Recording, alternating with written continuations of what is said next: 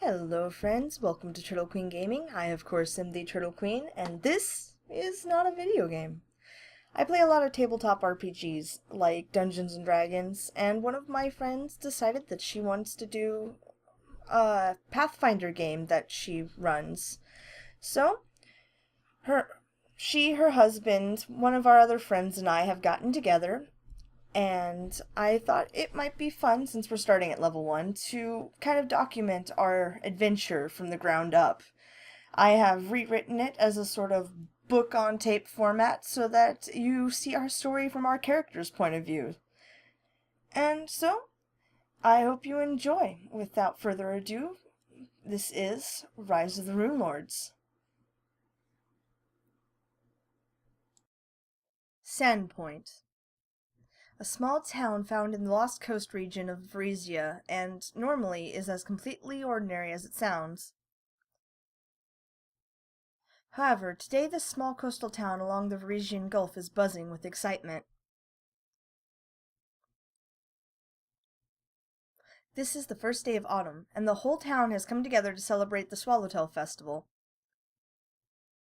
The Swallowtail Festival is a holiday held to honor the goddess Desna. 5 years ago, the church in Sandpoint fell victim to a tragic fire. In the 5 years since the fire, the town has met in temporary buildings such as homes while raising the funds to build a church even grander than the one they lost.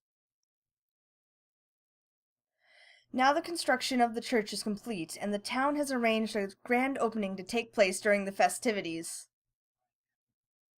News of this special festival has spread far from the village, and travelers from all over have made their way to Sandpoint to enjoy this momentous occasion. Among the bustle of the crowd of villagers and travelers in the courtyard full of entertainment and merchant stalls, 3 souls stand out from the rest. At a stall close to the church, a girl looks with wonder at the many items available and chats excitedly to the person next to her. This remarkable pair stands out, even among the many travelers. Looking more like an elf child, the girl is a Kinder, a race mostly known for their tendencies toward kleptomania. They may find themselves with your belongings accidentally falling into their pockets, but they are also incredibly kind and curious race and will help whoever they can, provided you can keep their attention. The person next to her that she is chatting so excitedly to looks more like a plant shaped to look like a person.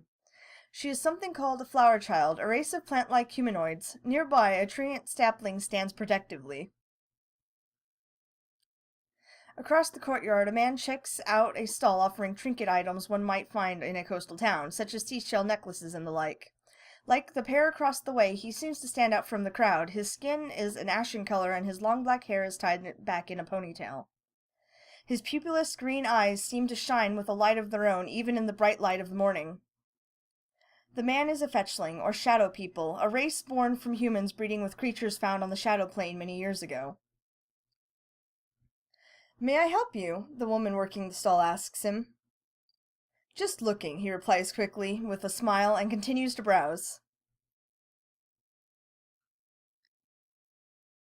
The festivities continue till around noon. On a stage erected in the front of the new church, a woman moves to the center and stands facing the crowd. With a huge smile, she addresses the crowd. "Welcome, welcome! I want to thank everyone for being able to make it, and I'm sure this will be the greatest Swallowtail Festival we have ever had. I see even Lars Rovanki made it here. It's good to see you!" Laughter echoes through the crowd. The flower child turns to the person next to her. "Who's Lars Rovanki?" she whispers. The older woman turns to her with a smile. "The town's tanner. He's a notorious workaholic," she whispers back. "Oh, and who's that woman?" "Mare Deverin," she tells her. "Okay, thank you," she says, and the older woman nods. Mare Deverin finishes up and leaves the stage. A rather dour-looking human man walks up, taking her place. "Thank you, Mare. Now, as we all enjoy the festivities today, remember to be safe during the bonfire this evening. Now let's have a moment of silence as we remember the victims lost in the tragic fire of the church." The man puts his head down and after a short moment leaves the stage. "Who is that?" the flower child asks the woman. "Sheriff Hemlock." Across the courtyard, the fetchling stands with an amused look on his face. Fortunately for him, all eyes are on the stage as he fights Chuckles at the sheer irony of holding a bonfire to celebrate the reopening of a church that burned down in a fire. On the stage, a flamboyantly dressed human man approaches the sinner. His bright blue eyes seem to shine with a creativity despite his golden hair sweeping stylishly over his right eye. Before she can ask, the woman leans over to the flower child. Cedric Drawkis, he owns the theater. Cedric dramatically opens his arms toward the audience. "Thank you, Sheriff, for that moving speech. What a wonderful occasion. For years we've been working towards this moment. And everyone working together, what an amazing thing! I mean, the baker sold so many loaves of bread. The blacksmithed, oh, and with Lars working with his usual tenacity." He pauses, letting the crowd get in a last few chuckles at Lars's expense. "And my own theater made its contribution. That reminds me, after the festival, remember to stop by the beautiful Sandpoint Theater. We are currently showing the amazing Harpy's Curse. I have managed to bring in the amazing, wonderful, and talented Magnamarian diva Alessandra.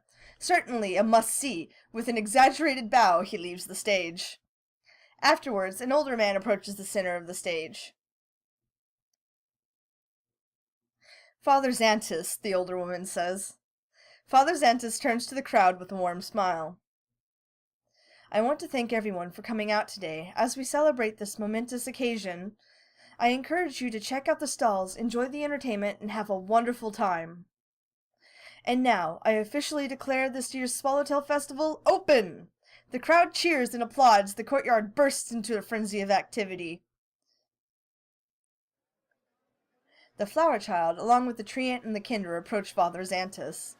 "Hello," she says. "I'm Liliana, and these are my friends Avelia and Florette." She gestures to the kinder and the treant, respectively. She talks to him about the church for a while Avelia looks around excitedly. Across the courtyard, the fetchling leans against a wall of the building, watching the other people. Among the crowd, one seems to stand out. A young woman looking to be of Tianmen descent chats with many of the vendors. She wears her dark brown hair in pigtails and wears clothing set up to show off the ornate tattoos along her arms. She seems to be known by everyone in town. As noon approaches, Father Xantus takes his place at the center of the stage while his acolytes wheel a wagon into the center of the courtyard. Father Xantus clears his throat. After a fierce battle with the goddess Lamashtu, Desna fell to Galerion gravely wounded. A blind child happened upon the fallen goddess and nursed her back to full health. As a reward for the aid given to her, Desna transferred the child into a beautiful, immortal swallowtail butterfly so that the child could explore the wonders of the world for all eternity. The acolytes pull back the cover on the wagon and hundreds of swallowtail butterflies fly into the air. Children laugh and chase them over the courtyard, but they are never quite fast enough to catch them. Many of the butterflies land on Liliana. The children approach her, trying to capture the butterflies on her, but Florette shoos them away. It does not take long for the children to make a game out of it, trying to get close and then running away giggling when Florette shoos them. However, they quickly grow bored and leave. Tables are set in front of the stage. The town taverns have set up booths, each serving their signature dish for lunch, as a sort of marketing campaign for their establishments. Avelia and Liliana wander around the area, Avelia acting particularly interested in the contents of people's pockets. "Look at all the interesting things in the stalls," Liliana says, trying to distract her. "But I can see those things. There's way more mystery in what you can't see," she answers simply. Liliana noticed that the sheriff has been following them and points him out to Avelia. She immediately turns around and walks up to the sheriff. "Hi," she says, smiling at him. "Humph, can I help you?" he asks gruffly. "No, just enjoying the festival." "So you're the sheriff?" Liliana asks, interrupting them. "Yes," he answers shortly, seemingly annoyed that they have approached him. "I liked your speech," Liliana continues politely. "Thank you." The moment of silence was really appropriate. "Thank you." After a moment of awkward silence, Liliana speaks again. "This is my friend Avelia," she says, gesturing to the kinder. "Humph." With a grunt and a nod, the sheriff walks away. With that, they head off to get something to eat. 3 booths are set up with lines forming at each, offering lobster chowder, peppercorn venison, or curry salmon. Though the booth run by the woman that the fetchling had noticed earlier, serving the curry salmon, seems to be the most popular, with people going back for second and even third servings. As they sit eating, the woman running the curry salmon booth comes up to the table. "Hello, everyone enjoying the food?" she asks. She smiles as she receives positive responses from several at the table. "I'm a Mako. I'm the owner of the Rusty Dragon, the best inn in Sandpoint. You should stop by if you're staying in town." She looks over at Liliana, who is sitting closest to her. "Are you enjoying the festival?" she asks her. "Yes, I love the butterflies," Liliana says, gesturing to the few still sitting on her. Mako chuckles and returns to her booth. Festivities continue for some time, and as the day starts to wrap up, Father Xantus takes the stage to begin the prayer of first streaming. He throws a thunderstone to get the crowd's attention. A sharp retort like the crack of distant thunder slices through the excited crowd as the sun's setting rays paint the western skies. A stray dog, which has crawled under a wagon to sleep, is startled awake and all grows quiet as all heads turn toward the stage where a beaming Father Xantus is standing in the center. He clears his throat and takes a breath to speak. As he prepares to speak, a woman's scream interrupts him. Shortly after, another scream erupts from the crowd, followed by another and another. Beyond them, a sudden surge of strange new voices arrives, high-pitched, tittering shrieks that don't sound quite human. The crowd parts and something low to the ground races by, giggling with disturbing glee, as the stray dog gives a pained yelp and collapses with a gurgle, its throat split ear to ear. Liliana, Avelia, and the fetchling all notice the small shape that raced by and killed the dog now hides at the edge of the wagon. A single goblin licks the blood from its dog slicer as it looks excitedly at the crowd, seeking out a new target. As blood pools round the dog's head, the ruckus sound of a strange song begins, chanted from shrill, scratchy voices.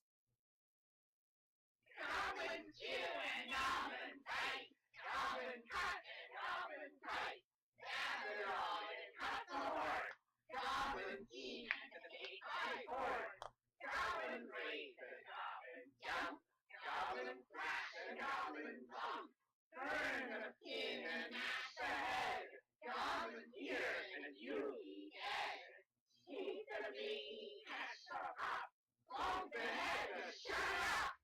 Boom be cracked, let's be chewed, we goblins, you eat food. A small group of goblins breaks off and rushes toward the tables near the church where everyone is eating. The fetchling jumps up from the table, pulling out his longbow. He fires at the center goblin, scoring a solid hit from the surprised creature. Liliana, with Floret, moves up to the goblins to stop their advance. The goblins immediately attack them, but Liliana manages to avoid the assault.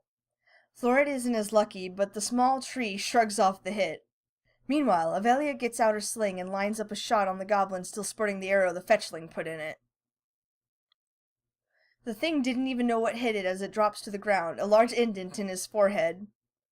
The fetchling turns from the fight towards the church. He climbs up onto the stage to hopefully get a better vantage point and continues firing arrows.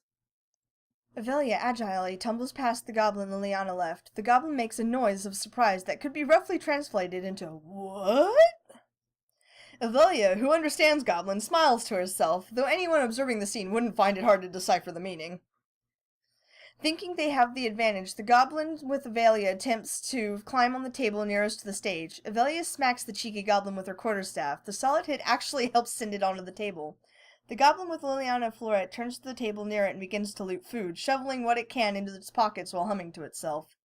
Taking the chance, the fetchling fires an arrow at the goblin on the table near to the stage. The already injured goblin didn't even have a chance as the arrow finishes it off. Arms full of food, the final goblin attempts to climb onto the table while Liliana and Floret attack it. Though they can't seem to hit the flailing goblin, it also cannot climb onto the table and crashes to the floor. All at once, the goblin looks at the fetchling on the stage and charges, food in both hands. Liliana manages to graze it as it rushes by, and the fetchling lines up a shot. It misses, piercing a hole in the food of one hand of the goblin. Preoccupied with charging the fetchling, the goblin didn't notice as Floret rushes behind it. She swings her heavy branch arm into the goblin, crushing its small skull. All enemies down, the four look up to see dozens of goblins running amok in the town, stealing food, attacking people, and burning buildings while chanting. The town is in chaos, 2 goblins fighting over food on the table they found. The blacksmith, a large burly man, picks up a nearby bench and begins beating goblins with it. Liliana turns to the fetchling. "You seem to be good at shooting things," she says to him. Thank you, he says, unsure how to respond to the strange conversation starter. Thank you for helping us. You're welcome, but it didn't seem to help much, he said, looking at the general chaos of the town. I'm Liliana, Artemis. This is Avelia, and this is Florette. Nice to meet you. There is a long pause as the three look at each other, unsure what to do. Suddenly, a burst of sound comes from the south, away from the church. They look to see a large fire erupt. It seems that the goblins have managed to find the bonfire wagon, Artemis says with a sigh. Oh no, that explains the fire, Liliana says, very concerned. The goblins are keeping them from putting out the fire, Artemis tells them, and heads to that direction to see if he can help the fire brigade any. Liliana, Avelia, and Florette follow close behind. As they approach the burning wagon, they can see 4 goblins with dog slicers and torches. A 5th goblin, a female, stands behind the wagon holding a whip, a dog slicer in her belt, and a short bow on her back. Artemis recognizes that the female is a war chanter, a type of bard for goblins. Artemis gets into a bow battle with the war chanter and nearly dies after 2 arrows. The rest of the goblins attack the group using their torches, screaming "Burn!" in goblin as they swing. Barely able to stand, Artemis limps into an alleyway to try to get out of the line of fire. Florette is healed by Liliana and kills a goblin. The goblins begin using their dog slicers instead of the torches. Artemis attempts to shoot the warcaster, but hits the side of the building and the arrow lands harmlessly in the street. Florette kills a goblin. Florette takes cover with Artemis after taking major damage. Avelia kills a goblin. After a lot of effort from the group, Artemis finally lands a hit in killing the war chanter. The remaining goblin realizes that the war chanter is dropped and tries to run away. Avelia tries to hit it but misses and it escapes down the alleyways. As they regroup, they see a goblin leap off a roof to attack someone, but the unfortunate goblin misses and lands solidly on the road, breaking its neck. Another goblin throws a torch at a building and it bounces off and lights the one next to it on fire. Yet another goblin chasing a mother and child trips over itself and skewers itself with its own dog slicer. It appears that the invasion is reaching an end. Father Xantus runs up to the group. Thank you for helping us. It looks like the fighting is starting to clear. Let me help you in return. He casts some spells that heal the group. Though there are not many goblins about now, the clanging of battle can still be heard in the distance. The group takes a moment to collect the gear from the dead goblins to sell later. Suddenly, there is a scream and a dog barking coming from the north past the church. The group goes running. In front of the White Deer Inn, a goblin sits on a strange creature wielding a small halberd, a piece of metal strapped to a pole, with 4 other goblin warriors generally causing havoc. Liliana recognizes the strange creature as a goblin dog. Though not a dog, these are overgrown rodents. They have a dander that is highly irritating to all creatures except goblins. If you touch their skin, you will break out in a rash. Don't let that thing touch you, she lets the group know. As they approach the scene, they can see a male human hiding behind a barrel and what appears to be his dog fighting the goblin on the goblin dog. As they run toward the chaos, the goblin swings its halberd for a wicked strike on the dog. The dog cries out and falls to the ground dead. As the dog dies, the 4 other goblins stop cowering and cheer. They turn to attack the man hiding behind the barrel, not noticing the group's approach. Both Artemis and Avelia fire at the goblin rider. The surprised goblin didn't even know what hit it as it falls dead from the goblin dog. The rest of the goblins and the goblin dog rush at the group. The goblin dog runs up to Artemis and delivers a wicked bite. Although his body does not react to the dander, the wound is quite severe. Artemis tumbles back a bit and tries to shoot the goblin dog but misses terribly and shoots into the air. The arrow flies through the air to stick in the wall above the man hiding behind the barrel. A goblin attacks Liliana but misses so badly that its dog slicer snaps in half and it looks at the shards in shock. Avelia kills a goblin. Liliana kills the goblin dog. Florette kills the goblin. Liliana kills the final goblin. The fight ends and the group collects the gear. Artemis comes up to Liliana and Florette as the group collects itself. Nice job tag-teaming that goblin, he congratulates them. Liliana looks up at him with a shocked look on her face. We would never do something like that. That's dirty. Artemis looks at her bemused and shakes his head chuckling. Meanwhile, the man comes out from behind the barrel and walks up to Florette.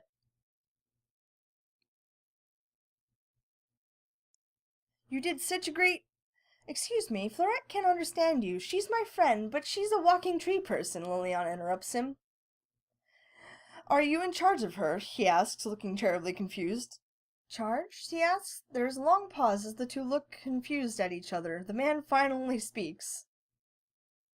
Anyway, you guys did a good job fighting those goblins. My name is Aldrin Foxglove.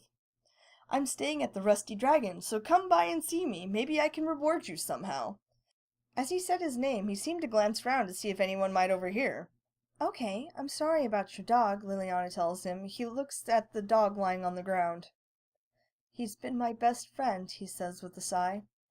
I understand. These are my friends, Avelia, Florette, and Artemis. I just met Artemis, but he seems like a nice guy. Yes, he seems all right with a bow. His tone is more than a little snarky. But Artemis thinks it might be fair considering the arrow lodged in the wall so close to his head moments ago. Aldrin looks at Avelia and tilts his head. Half-elf child? He asks. Kindred, Avelia replies simply. Aldrin shrugs. Well, come see me at the tavern. I'd like to hear more about your race, but I need to be going, and I need to take care of my dog. He scoops the dog off the ground and heads off. Artemis requests that they sell loot as a group to make sure everyone gets an equal share, and they head towards Main Street. As they walk down the center of town, a woman rushes up to Artemis and hands him 2 loaves of fresh bread. Take this, honey. You must be hungry, she says, smiling. Thank you, he says, confused, and she rushes off. Everywhere they go, girls are blushing at Artemis, and men act gentlemanly toward Avelia and Liliana. There seems to be an extraordinary amount of talk amongst the females in town, including the married ones, as to Artemis's availability. Liliana looks at him quizzically. Is it just the hero thing, or, she asks. Oh ho, you're funny, Artemis says sarcastically. Well, you're tall, dark, she trails off. Artemis laughs and shakes his head. They go into the armory to sell the loot. The owner looks at them, beaming. Anything in the shop, 20% off. It's the least I can do. I need to save small towns more often, Artemis says with a smirk. They gear up and head out to check out the town. They come across the Hagfish Tavern. This seems to be the one tavern that was not serving lunch during the festival that afternoon. As they enter, a one-legged man, whose name they learn is Jargy, welcomes them warmly. In the back of the tavern, an aquarium sits with an incredibly ugly fish living inside. So that's what the tavern is named after, Liliana observes. Oh, that's just Nora, Jargy says. Next to the tank, what appears to be a money pouch hangs on the wall. What is the bag for? Liliana asks.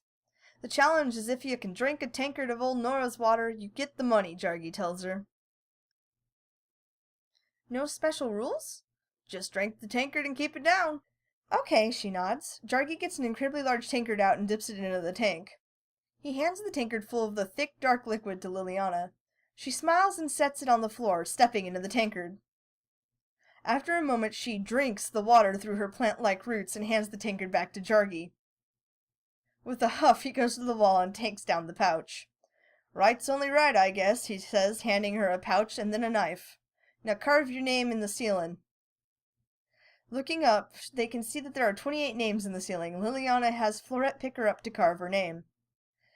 Do you get a cut of this? Liliana asks Jargy. Nah. She tosses him a silver, which he catches with a slight wobble on his leg. They next stop by the Crack-Toothed Tavern. The owner, a half-orc human, almost looks like a thug in such a nice establishment. He wanders around the tavern with nothing interesting happening, and how busy it looks. They leave. They hit the White Deer Inn next. Out front, a white deer carved from white birch sits majestically. The tavern looks quite new. A gruff-looking man with a shaved head approaches them. He appears to be the owner.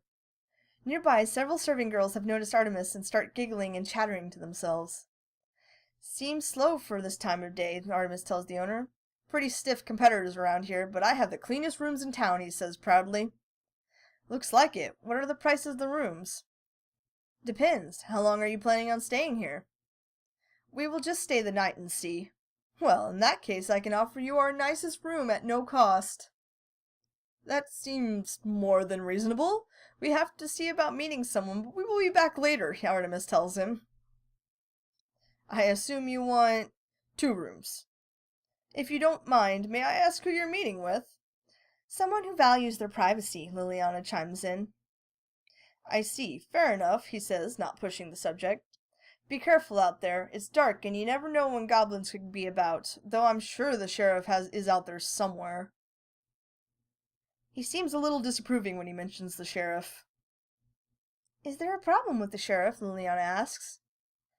Difference between family members is all the owner offers. He gives them the room keys so that they can come and go with privacy, and they head off to the Rusty Dragon. As they enter, Ameko greets them excitedly. Hello! I knew you would come by. Rooms for the night? No, thank you, Artemis tells her. Surely you're not staying at the Hagfish? That's a nice place. They have wonderful water, Liliana adds in. Ameko looks at her extremely confused. They tell her about Liliana taking on the challenge. Well, if you didn't come for rooms, then how about food? She says, leading them to a table. As they're sitting down, the sounds of a fight erupt from the back room. Excuse me for a moment, Ameko says, and rushes to the back. The Kendra's ears perk up, listening to the commotion. Though most of the conversation is muffled, a few bits drift into the dining room. And I don't care how good-looking he is. If any of you ever behave this way again, you'll be out on the street, and good luck getting a better job. Shortly afterward, Ameko herself comes from the back carrying their food. As she finishes, she leans forward from the edge of the table facing Artemis. So, maybe you can tell me about that goblin killing sometime, she says, batting her eyes. Maybe sometime, is all he offers. After a moment, Ameko turns to leave. Oh wait, Artemis calls after her. Yes, she turns back smiling. Aldrin Foxglove asked that we meet him here. You want him to come down here? Or maybe you want to go up to his room. She giggles at her poorly hinted underlying meaning. Just let him know we're here, Artemis says with a sigh. He wonders if all women in this town are this strange. Aldrin takes a seat at the table, positively beaming that they have made it. Thank you so much for saving me. I was going to say, before I leave for home, I'll be going on a boar hunt in Tick Woods. It would mean so much to me if you came. I don't see any harm in it, Artemis says. When? Liliana asks. Tomorrow, he tells her. It will be an adventure, Velia says excitedly, and they all nod in agreement. Aldrin claps his hands together. Perfect! I will buy each a mount for the morning. Oh yes, I might as well give you this now. He hands Liliana a pouch containing 50 gold pieces. Do you have a place to stay? I recommend the Rusty Dragon. Good food and decent rooms. We are staying at the White Deer. They are giving us free lodging, Liliana tells them. At hearing this, Ameko slams a tankard on the table she's serving and apologizes quickly to the patrons for the mess. That no-good Shanti, getting them first, Ayata, she continues to mumble to herself and storms off. She's so fiery, Liliana says, watching her. After she leaves the room, a servant girl comes up to the table and looks at Artemis.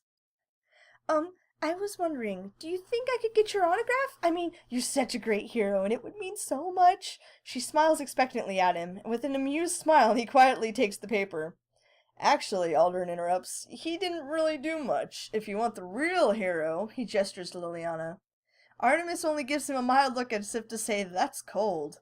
But he couldn't really argue considering just how close one of his arrows came to hitting him. The girl looks at Artemis. But you're so handsome, she says, clearly undeterred by Aldrin's comment. Artemis shakes his head chuckling and hands the paper back to her with a smile. With a fangirl squee, the girl hugs the paper to herself, not noticing Ameko walk up behind her. Still smiling, Artemis silently points behind the girl, who slowly turns. Seeing Ameko, her eyes grow wide in terror and she rushes to the back as fast as she can. I hope she wasn't bothering you, Ameko asks at the table. No, she was fine, Artemis says. Good. I'd hate to have to fire her, she says with a smile. Arden yawns dramatically. Well, I need to get to bed. I will see you all at dawn, he says. Dawn? For the boar hunt? Liliana clarifies. Yes. We eat the boar, right? Yes, I'm not that kind of nobleman, he says with an almost pompous air to him. Are you sure I can't get you a room here? He asks one more time. No, we're set up, Artemis tells him. All right. He sighs and seems to look wistfully at Liliana and then leaves. Is he all right? Liliana asks. You saved his life. He seems to have fallen for you, Artemis tells her, amused and glad that he is not the only one getting attention now. I'm half his size, Liliana says, and Artemis laughs out loud at her look. What? She asks, but he only shakes his head. Ameko, still standing there, pipes up. Are you sure you don't want to stay? I can sweeten the deal for you, she says, winking at Artemis. I think it's time we left, he says, getting up quickly. Okay, she says, shrugging her shoulders and leaving. At that, the group heads back to the White Deer. And with that, we will conclude our Rise of the Runelords Part 1. Well, thanks for sticking around, and I hope you guys enjoyed it as much as I enjoyed playing it. Peace out, y'all.